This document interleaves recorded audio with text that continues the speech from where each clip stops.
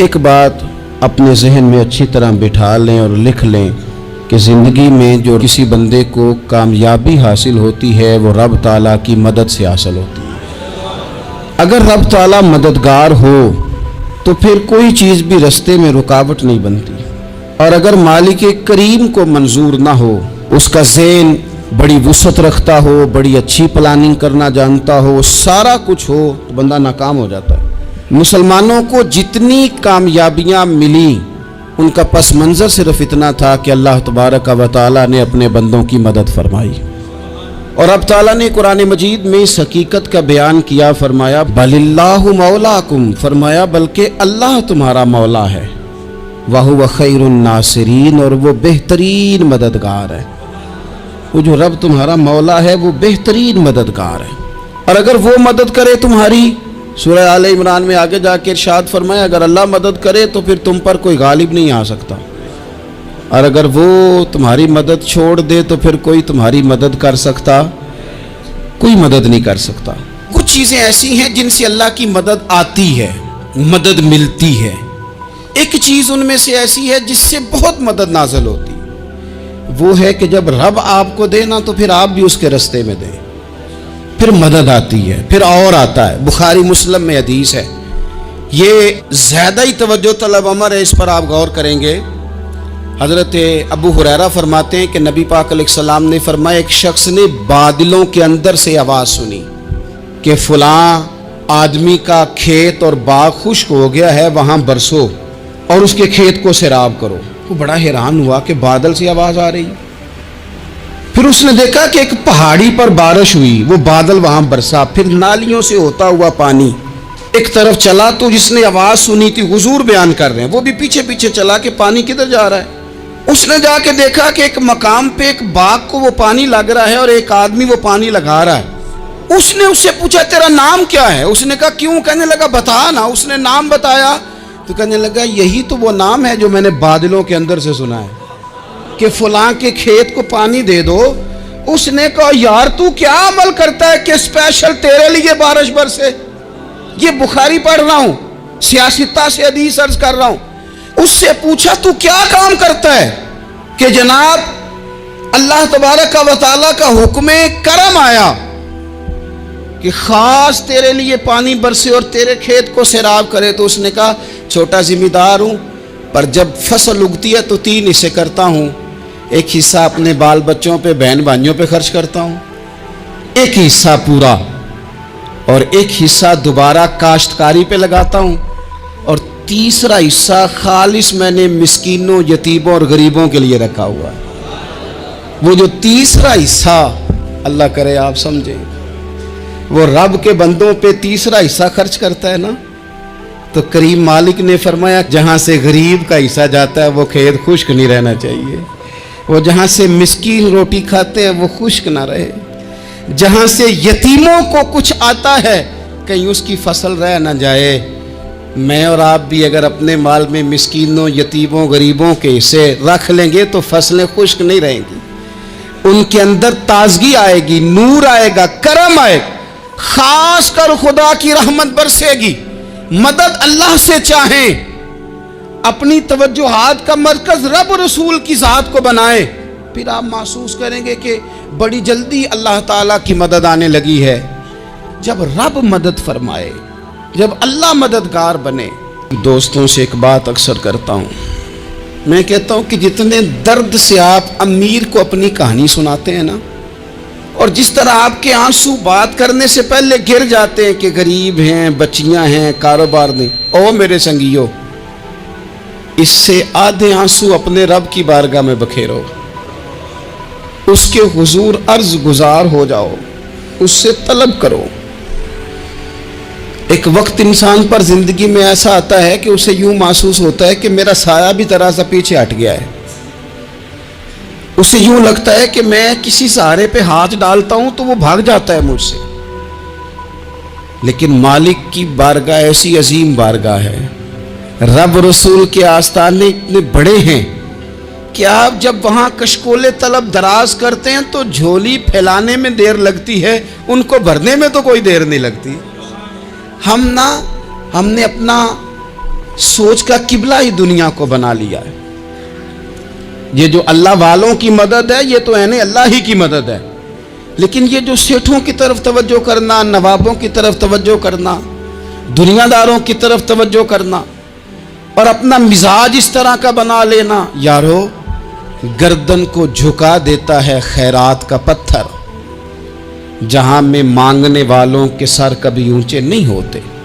और इकबाल कहते हैं गैरत है बड़ी चीज जहाने तगो दो में, पहनाती है ये फक्र को ताजे सरदारा। मैं अर्ज करूंगा कि अपनी आप जब तवज्जो का किबला अल्लाह रसूल को बनाएंगे तो रब फरमाते हैं वयर्ज़ुक़हु मिन हैसु ला यहतसिब, मैं ना तुझे वहां से रिस्क दूंगा जहां से कभी तेरा गुमान भी नहीं गया होगा। यहां से भी मिल सकता है, तूने सोचा भी नहीं होगा। बुखारी शरीफ में हदीस है, हज़रत जाबिर इब्न अब्दुल्लाह फरमाते हैं नबी पाक सल्लल्लाहु अलैहि वसल्लम ने ना 300 लोगों का एक लश्कर रवाना किया किसी मुहिम के लिए, किसी जिहाद के लिए। हज़रत अबू उबैदा बिन जर्राह रदी अल्लाह ताला अन्हु अमीर लश्कर थे। फरमाते गुर्बत इतनी ज़्यादा थी, भूख इतनी ज़्यादा थी कि एक एक खजूर दिन में एक वक्त खाने को मिलती थी, और कुछ दिन ऐसे आए कि अब खजूर भी नहीं मिल रही। फरमाते इतनी ज़्यादा भूख लगी मुजाहिदीन को, 300 बंदा पत्ते खा के गुजारा होने लगे। ये बुखारी में मौजूद है। आप फरमाते कि दरिया के किनारे हमारा पड़ाव था, ठहराव था। जब भूख से निढाल हो गए ना, वयर्ज़ुक़हु मिन हैसु ला यहतसिब, अल्लाह वहाँ से रोज़ी देता है, गुमान भी नहीं होता। फरमाते एक मछली अल्लाह ताला ने दरिया के किनारे भेजी। फरमाते हैं वो थी तो मछली पर पहाड़ जितनी थी। बुखारी में लफ्ज़ हैं, हज़रत जाबिर इब्न अब्दुल्लाह रदी अल्लाह ताला अन्हु फरमाते हैं 300 आदमी 18 दिन तक उस मछली को खाते रहे, मछली खत्म ही नहीं हुई। मछलियां नहीं, मछली। कहते हैं 18 दिन 300 बंदा खाता रहा, मछली खत्म ही नहीं हुई। और फरमाते हैं कि उसकी हड्डी निकाल के, कांटा कहेंगे आप अपनी जुबान में, कहते हैं वो निकाल के ना तो उसको खड़ा किया ना जब, तो ऊंट कजावे समेत उसके बीच से गुजर जाता था। 2 उसके कांटे जोड़े। फरमाते हैं वो उसका गोश्त हम खाते थे और उसकी चर्बी बतौर तेल के हम जिस्मों पे मलते थे, बीमारों को उससे सुकून आता था, तंदुरुस्ती शिफा होती थी। फरमाते हैं हम खाया भी हमने और कुछ लेके हम मदीने भी गए, और कुर्बान जाए नबी पाक ने भी उसमें से खाया। हमने अर्ज की हुजूर ये मुअम्मा क्या है, ये माजरा क्या है? तो महबूब ने फरमाया तुम्हारे पास ग़िज़ा नहीं थी, रब ने तुम्हारे लिए बंदोबस्त किया है, अल्लाह ने तुम्हें दिया है। ये नौजवान दोस्त मेरी बात लिख लें, परेशान लोग मेरी बात लिख लें, जिनके पास कुव्वत फैसला नहीं वो इस बात को लिख लें। हज़रत अब्दुल्ला इब्न अब्बास फरमाते हैं मेरे नबी पाक अलैहिस्सलाम ने मुझसे फरमाया था, अब्दुल्ला सुन, अगर सारी दुनिया मिल के तेरा कोई नफ़ा करना चाहे, कर नहीं सकती जब तक मेरे रब की रज़ा ना हो। और फरमाया सारी दुनिया मिल के तेरा कुछ बिगाड़ना चाहे तो अब्दुल्ला बिगाड़ नहीं सकती जब तक रब करीम की हिकमत का तकाजा ना हो। लोगों से डरना, लोगों की तरफ देखना, माहौल देख के अपने राह का तयन करना, हर बंदे के ख्यालात के मुताबिक ढलने की कोशिश करना, फलाना ना नाराज हो जाए, फलाना ना नाराज हो जाए, वो जिसने होना हो जाए, बस रब रसूल नाराज ना हो। ना देखो दुनिया की तरफ, दुनिया रुला देती है। नाराजी करो बंदों को, बंदे थका देते हैं। न पीछे भागो हर वक्त दुनियादारों के, ये इंसान को कमजोर कर देते हैं। वो तो करीम ही बड़ा है, 2 आंसू जमीन पर बाद में गिरते हैं, बंदे के गुनाह सारे पहले माफ फरमा देता है। अल्लाह की मदद का हुसूल, अपने मालिक की मदद की तरफ बढ़ना। आपको बदर की जंग भी यही दरस देगी, आपको ओहद का मैदान भी यही सबक देगा, फतेह मक्का भी यही सबक देगा। अपनी जिंदगी में अल्लाह की मदद की तरफ बढ़ें, मालिक की मदद का हुसूल इख्तियार करने की कोशिश करें, अल्लाह के साथ अपने आप को जोड़ें।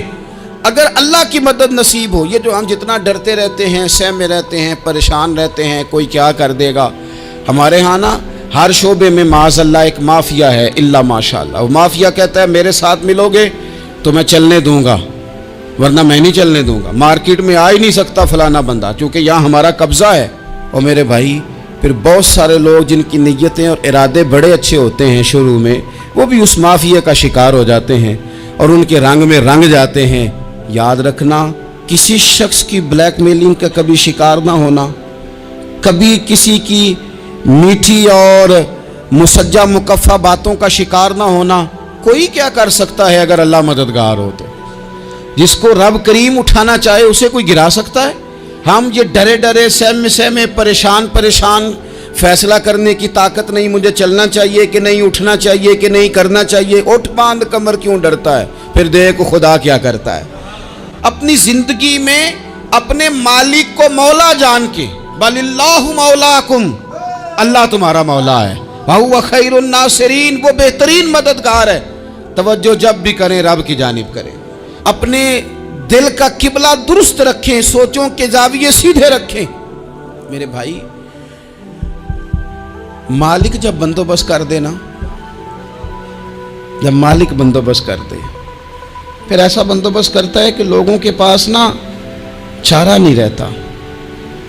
حضرت مریم رضی اللہ تعالی عنہا پاک باز تھیں، مسجد میں رہی تھیں، پر مالک کی حکمت کے تقاضے بڑے عجیب ہیں نا۔ پھر جناب مریم کو اللہ تعالیٰ نے بغیر شوہر کے اولاد عطا کر دی۔ یہ بات ہی ایسی تھی، وہ کسی نے کہا تھا کہ مخلوق تو فنکار ہے اس درجہ کے پل بھر میں سنگے در کعبہ سے بھی اصنام تراشے، تم کون ہو کیا چیز ہے داغ کبابی، لوگوں نے تو مریم پہ بھی الزام تراشے۔ تو لوگوں نے کہا کدھر سے لے آئی بچہ، تیرا باپ تو ایسا نہیں تھا، کہاں سے لے آئی؟ اللہ کرے میں آپ کو سمجھا سکوں، ذرا اپنے آپ کو وہاں کھڑا کریں کہ ایک پاک باز عورت، پاک باپ کی بیٹی، طیب ماں کی بیٹی، اور اللہ کے گھر میں پرورش پانے والی خاتون، ایک وہ وقت اور ایک یہ وقت کہ اس عورت کو کٹہرے میں کھڑا کر کے پوچھا جا رہا ہے کہ معاذ اللہ تیری گود میں بچہ جائز نہیں ہے، کہاں سے لائی ہے؟ اب خود سے صفائیاں بندہ کتنی کو دے، کتنی کو وضاحتیں کرے۔ اور میں نے تو اپنی زندگی میں دیکھا ہے زیادہ وضاحت دینے والے کو بھی لوگ جھوٹا سمجھنے لگ جاتے ہیں، زیادہ وضاحت دینے پر بھی لوگ کمزوری کا اظہار سمجھتے ہیں کہ کمزور پڑ گیا۔ آپ صلح کی کوشش کرتے ہیں، سامنے والا بزدل سمجھ لیتا ہے، زیادہ وضاحتیں بھی کمزور کر دیتی ہیں۔ اب حضرت مریم کو کٹہرے میں کھڑا کر کے کہا بچہ کس کا ہے؟ تو پھر خدا بندوبست جب کرے، اللہ جب مددگار ہو، تو پھر حضرت مریم کی گواہی درختوں سے نہیں دلوائی، اس نے پتوں سے نہیں دلوائی، پھر فرشتے نہیں بھیجے۔ حضرت مریم کہنے لگی مجھ سے نہ پوچھو، وہ جو پنگوڑے میں ہے اسی سے پوچھ لو، ان سے پوچھو نا، وہ کون ہے پوچھ لو، ان سے کر لو سوال۔ انہوں نے کہا پنگوڑے میں چند دنوں کا بچہ یہ جواب دے گا؟ مددگار تھا رب، ان کی برات کا اعلان کرنا تھا مالک نے، اور جب مالک اعلان کر دے، جب مالک تیری صفائی دینا چاہے، جب مالک تجھے دنیا کے سامنے نکھارنا چاہے، تو پنگوڑے میں لیٹے حضرت عیسیٰ بول کے کہنے لگے انی عبداللہ آتانی الکتاب، فرمایا میں اللہ کا بندہ ہوں، رب نے مجھے کتاب عطا کر کے نبی بنا کے دنیا میں بھیجا ہے، میں اللہ کا بندہ ہوں، کتاب لے کے آیا ہوں، نبی بن کے آیا ہوں۔ پھر پنگوڑے سے اعلان ہو گیا، پھر بچہ بول پڑا۔ اور یہ ایک دفعہ نہیں بات ہوئی، یہ بنی اسرائیل میں ایک جریج نام کے شخص بھی تھے جو نماز پڑھ رہے تھے، بعض نے لکھا ہے نفل نماز تھی، اماں نے پکارا تو آئے نہیں، تو ماں کے منہ سے نکل گیا تو اتنی دیر تک مرے گا نہیں جب تک کسی بے حیا عورت کا منہ نہ دیکھ لے۔ تو وہ عبادت گزار تھے، لیکن لوگوں نے ان کی عبادت، ریاضت، پرہیزگاری کو نہیں دیکھا، بس ایک عورت کو بھیج کے الزام لگوا دیا۔ وہ عورت آیا جایا کرتی تھی، اب آ جاتی ہیں عورتیں، مسئلہ پوچھنے کی نیت سے بھی آ جاتی ہیں۔ ماحول میں کچھ جگہ ایسی بھی ہیں جہاں عورتیں دم کرانے کے بہانے آ جاتی ہیں۔ وہ خاتون آتی جاتی تھی اس خانقاہ پہ، آستانے پہ، یہ بخاری میں موجود ہے۔ پھر اس نے کہا میری گود میں جو بچہ ہے یہ انہی کا ہے۔ مجھے بتائیں کیسے بندہ وضاحت دے؟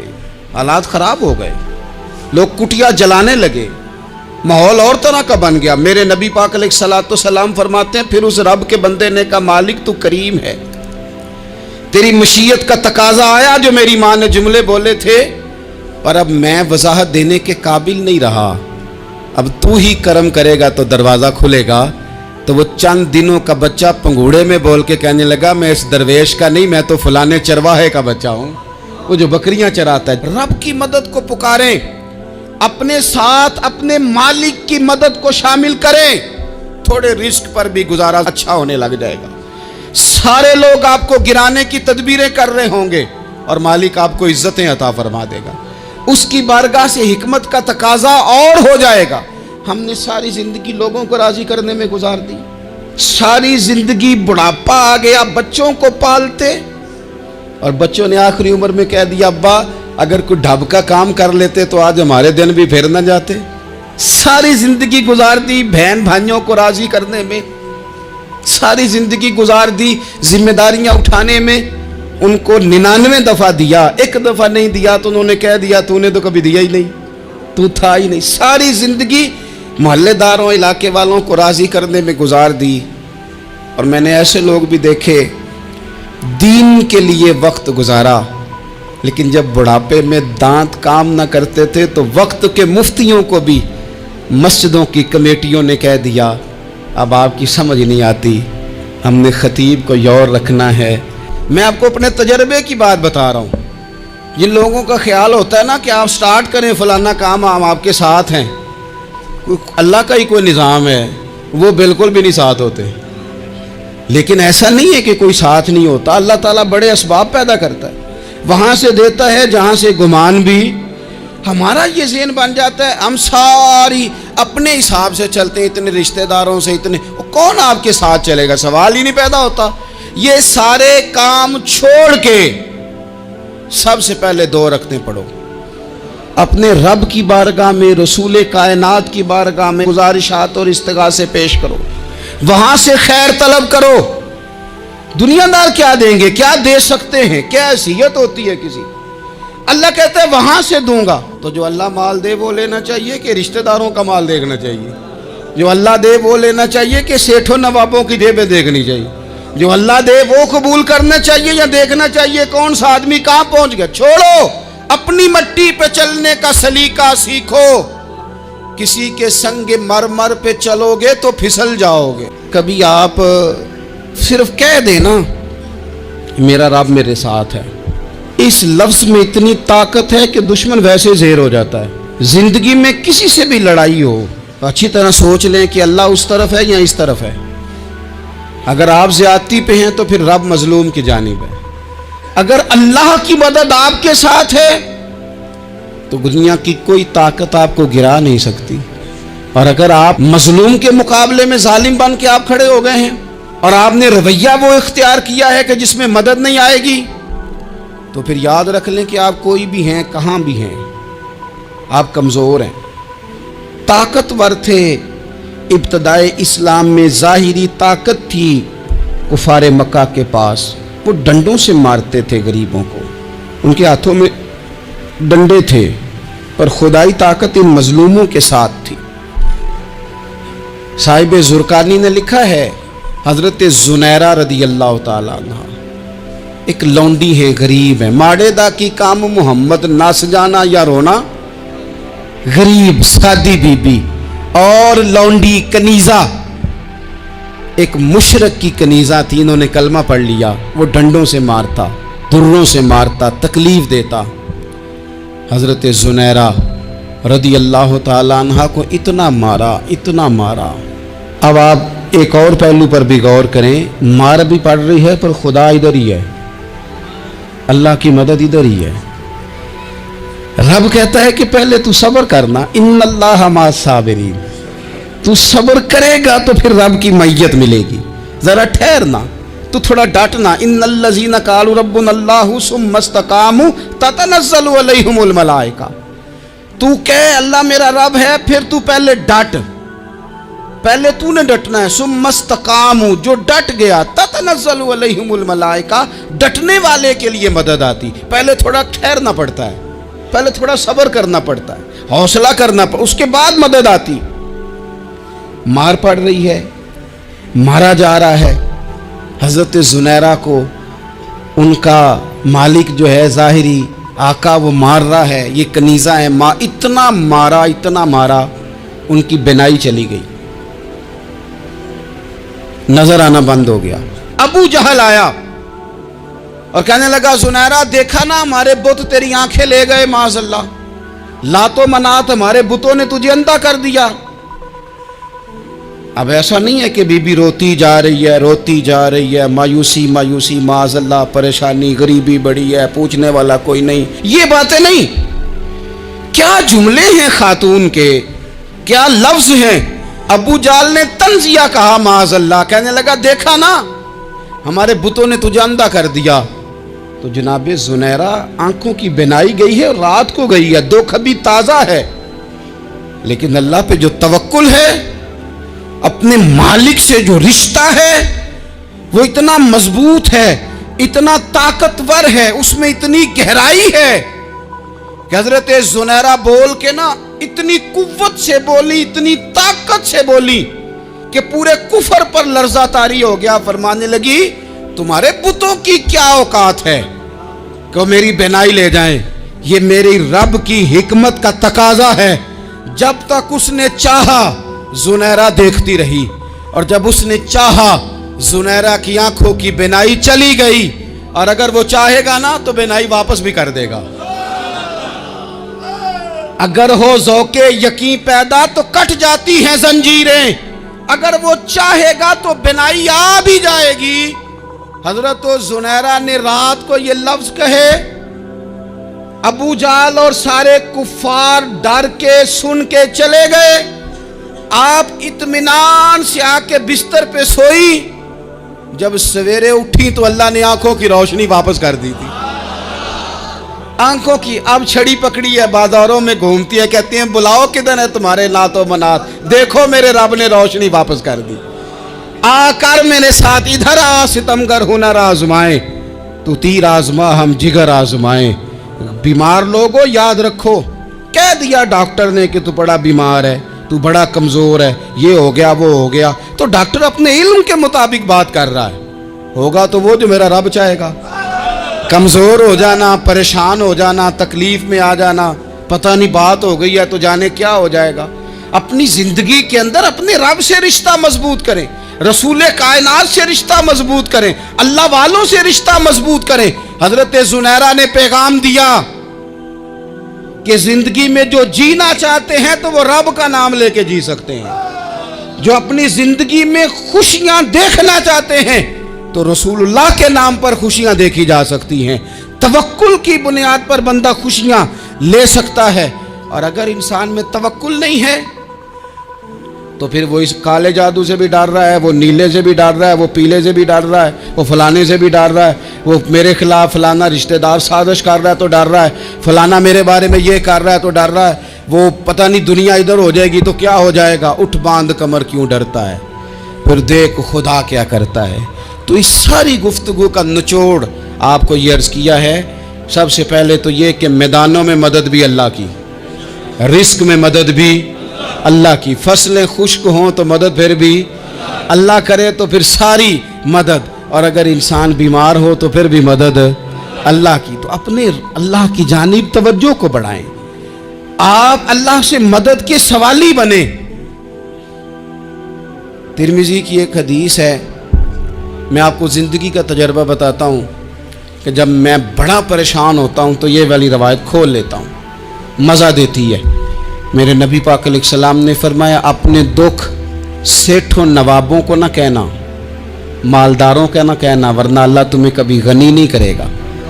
فرمایا اپنے دکھ اپنے رب کی بارگاہ میں عرض کرنا, جلدی کرے یا دیر سے کرے اللہ تمہیں لوگوں سے بے نیاز کر دے گا, اللہ تمہیں غنی کر دے گا. رات کو بیٹھو نا اس کی بارگاہ میں, اسے دکھڑے سناؤ, چھوٹی چھوٹی باتیں. حضور نے فرمایا نمک بھی مانگو تو رب سے مانگو, چھوٹی چھوٹی بات سے شروع کرو نا. جب بندہ شروع کرتا ہے نا چھوٹی چھوٹی چیزیں تو تو بڑی ساری چیزیں یہ اس طرح ہوتا ہے جیسے بندہ رب سے گفتگو کر رہا ہے، مالک مجھے یہ چاہیے، مالک میں یہاں کمزور ہوں، اللہ میں یہاں پریشان ہوں۔ آپ یہ کر کے تو دیکھیں، لمبی لمبی دعائیں مانگ کے تو دیکھیں، اس کے حضور جڑ کے تو دیکھیں، آپ دیکھیں گے راحت کتنی ہے، سکون کتنا ہے۔